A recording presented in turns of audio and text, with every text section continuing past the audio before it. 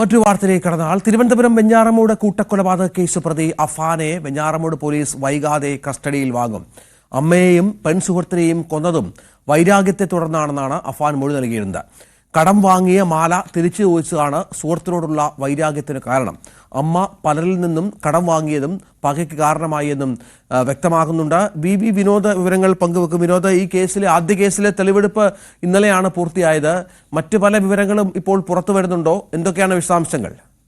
Ranjith, Venjaramoodu police വളരെ വൈകാതെ തന്നെ പ്രതിയെ കസ്റ്റഡിയിൽ ആവശ്യപ്പെട്ടുള്ള അപേക്ഷ കോടതിയിൽ സമർപ്പിക്കും.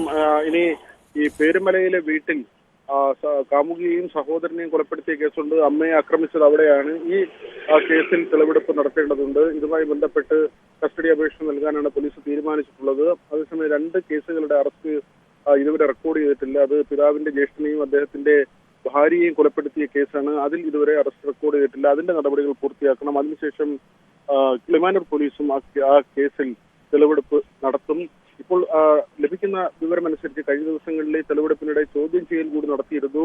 അതിൽ ഈ പറയുന്നത് നേരത്തെ ഒരു സഹതാപത്തിന്റെ കാര്യമൊക്കെ പറഞ്ഞിരുന്നു. തനിക്ക് ശേഷം ഇവർക്ക് അതായത് അമ്മയ്ക്കും അനുജനും കാമുകിക്കുമൊന്നും ആശ്രയം ഉണ്ടാകില്ല, അല്ലെങ്കിൽ അവർ പ്രതിസന്ധിയിലാകും, അതുകൊണ്ട് അവരെ കൊന്നു എന്ന തരത്തിൽ. പക്ഷെ അങ്ങനെയല്ല വിവരങ്ങൾ പുറത്തു വരുന്നത്. കാമുകി മാല നൽകിയിരുന്നു. ഈ മാല തിരികെ ചോദിച്ചതിൽ കാമുകിയോട് കടുത്ത അമർഷവും വൈരാഗ്യവും ഉണ്ടായി. മാത്രമല്ല, അമ്മ കടം വാങ്ങുന്നത് അത് പലരിൽ നിന്നായി കടം വാങ്ങുകയും ഈ ആലോചനയില്ലാതെ താനുമായി ആലോചിക്കാതെ ഒക്കെയും പലപ്പോഴും ഈ കടം വാങ്ങിയതൊക്കെ അതും ഒരു വൈരാഗ്യത്തിന് കാരണമായി.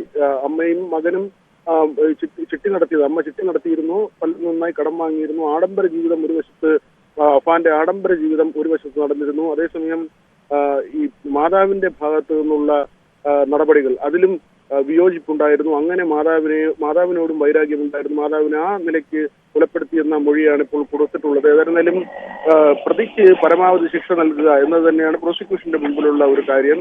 അതിനാവശ്യമായ തെളിവെടുപ്പും രേഖകൾ ശേഖരിക്കലും ഉൾപ്പെടെയുള്ള നടപടികളുമായാണ് അന്വേഷണ സംഘം മുന്നോട്ട് പോകുന്നത്. രഞ്ജിത്ത്, പങ്കുവച്ചത്.